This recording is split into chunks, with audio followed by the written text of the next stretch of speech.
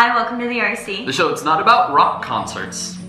This is Rachael.Connor. So we've obviously been gone the last few weeks. We've low-key been sick and dying. Yeah, so first he got sick. And then she got sick. And then I got sick again. And then I got sick again. So we're doing great. We're back, guys! So in the same veins, today we're gonna be talking about something someone asked us on Instagram. How do we combine a relationship with a busy schedule of school?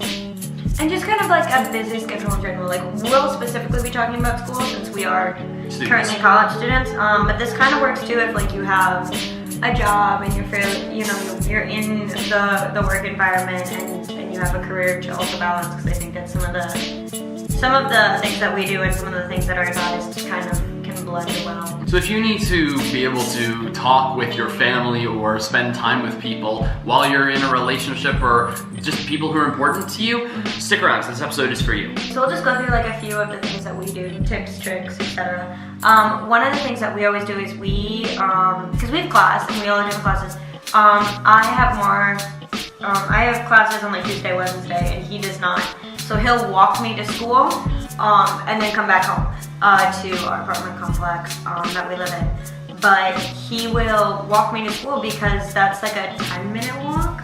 Yeah. It's like a 10-minute walk, and it's not like the most romantic thing in the world, but sometimes that's like the only time we see each other until 7 or 8 o'clock at night when I get done with my day. So tip number one, I guess, then is take every little instance you can, even if it's just walking with them somewhere. Take that instance of, oh, we got 5 minutes, let's talk. Oh, we got 10 minutes, let's catch up. It's those little moments that are gonna really make you not feel like you're falling apart. Yeah, and it's fun. Like, we do see each other a lot, and I think that that's another element. So like tip number 2 is balancing that time commitment to each other. We are around each other a lot. When we before we even started dating, when we were just friends, we'd only known each other for a week, but we spent literally like a lot of time. All the time together because we were just in the same friend group. We had certain classes at the time. And so everyone was just kind of like having fun, checking out the area, getting to know people. And so since we ended up floating in the same friend group that would, meet up at 10 a.m. and stop hanging out at midnight or 2 a.m. So it's a little bit different than if you're in a relationship and you're out of college, you're working, because you don't see each other during the workday and you don't see each other every day. You might see each other once or twice a week. So relationships in college can move a lot faster because there is a lot more time that you guys spend together. And like with spending so much time together, you do have to set time aside away from each other. That's tip number 3. Make sure that you are, while you can be together, make sure that you're also setting time to do your own thing. You don't want to get caught up in the complete chaos of the relationship. Not chaos of the relationship, that's the word. You don't want to get caught up so much in the relationship that it ends up like you're never hanging out with your friends, or you don't ever take time to do stuff for yourself because you're always doing stuff for the other person. Like, we have specific nights where, we don't specific, but like there's a couple nights always every week where I will hang out with just some of the girls that I hang out with a lot. I will just like crush with those girls for a night. We might go to my place and paint our nails and watch movies or goof off, and that's really chill and that's really fun because that's kind of a time where like we can all just like be girls and just chat. And I know he has nights where he goes and he games. Yeah, I'll go over to the guy's place and we'll game, we'll watch TV, we'll watch really bad documentaries on Netflix because we're nerds. But it's all about setting the time because you have to remember in a relationship, it's about two people who just need to maintain their individuality while also starting to grow closer and closer to while they're discerning marriage. And so that individual time, like I have time where I'm just like, okay, look, it's like late at night, I really need to sit in and get some work done on some like social media stuff. And she'll be like, okay, yeah, I have to sit in and do homework to write a script right now. And those things aren't bad. Like it also prepares you for a relationship or for marriage, because when you eventually get to marriage, like you need to know that sometimes you're gonna have to say, look, I have to do this thing for my job, look, I have to do these things for the kids, look, I have to do these things to maintain the house, and you can't just be with each other all lovey-dovey every single second of every day. And it's healthy to have that separation. Like there are times where, like I accept that times where I write, I work on whatever story I'm writing or whatever concept I'm working with. And I just work on it, and it's my time. It's that time that's just for me because you can't be in, especially when you're dating, in relationship mode 24/7. You can't be that other person's Everything. Everything, every second of every day. You'll both get drained, and you lose the fun in it a lot too, because there's a part in you that naturally does crave love and does crave that companionship, but there's also a part that craves just, yourself and your moment and your time. And I think balancing that is really important, and so is your friendships. I mean, prioritizing, making sure that you're not failing on your friends just because you're in a relationship. So along those lines, it's also important to remember that when you're in a friend group, the dynamic when two members of friend groups are dating becomes different. That's really the best word to put it, because when a big friend group, it's like everyone is a friend, right? Mm-hmm. But then when two people start dating, they become closer to friends, and they may go off on their own.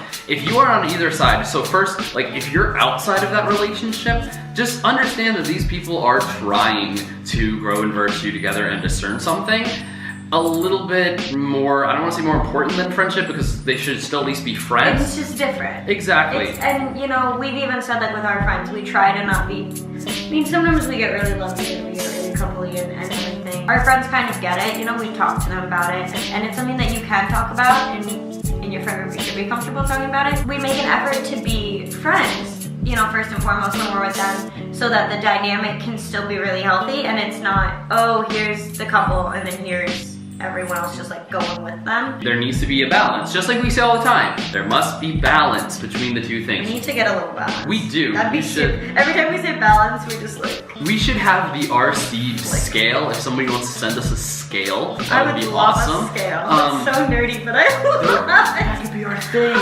That could be our symbol, like a scale. I love like the scale. Symbol of justice. My mom's gonna tell me that it's like math.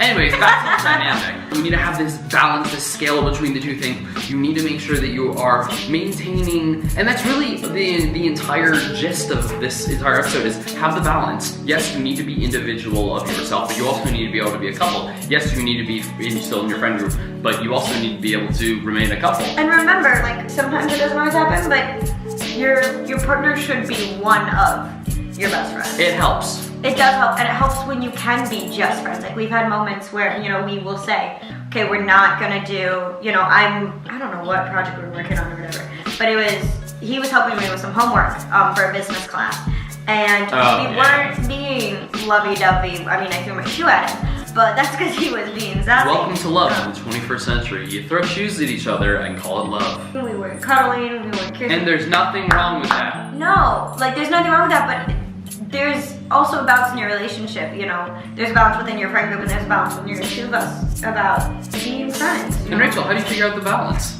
Scale.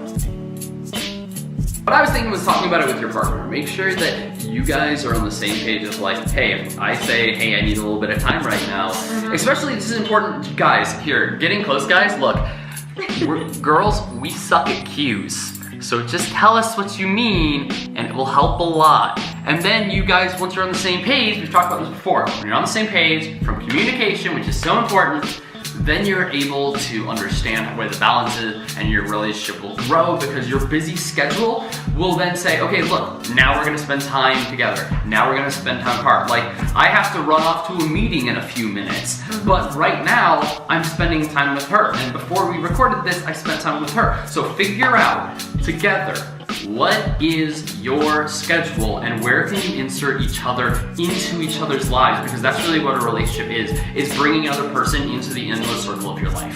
And it's without, having to push everything else aside. Like, there will be times, like, I'm prepping for an audition this week, and he knows that tonight a couple of my friends and I are meeting up to run monologues, and he can come, he can sit in, but I'm gonna be in audition mode and in prep mode, and so I'm not really gonna want to be, being cuddly. I'm not gonna probably want to be flirty or, cute. I'll be in work mode. I want to be in work mode, and so, he knows that and he respects that, and that's another important thing, is like, your schedule is your schedule. The way you work your life is your life, and you don't have to completely change that when you're in a relationship. You just have to learn how to communicate how you do things with your partner, and you need to be able to say, hey, this is, and be flexible with each other. Like, it's hard sometimes, because, like, we'll plan to do something, and then it all falls apart. Sure, and you know, it just doesn't happen, and that's okay. Like, we've had instances where we're like, oh, we're gonna do this date, and then it all fell apart. It rained. It's a give and take. You give 100% and you'll receive 100%. Love is two people giving 100%, because if you give 100%, then both of you give 100%, and then you're both receiving 100% without any pre-notions or anything like that. So when in doubt, just remember the ABCs of the RC's ideas of dating. Authenticity, forget what B is, and C is communication. We're so sorry that we've missed the last 2 weeks. Hopefully we won't get sick and die again. Exactly. We're really excited to be back, though. We're excited to kind of be going at it again, and we've got a couple more topics that we have in mind. It's gonna be lit. But we really, really want to hear what you guys have to say, and we're really excited. You guys are subscribing and joining our crew. If you comment or want to DM us any ideas or questions or anything, we do post on our story. We try to do it a couple times a week. So yeah, thank you guys so much for tuning in today, and as always, keep it real.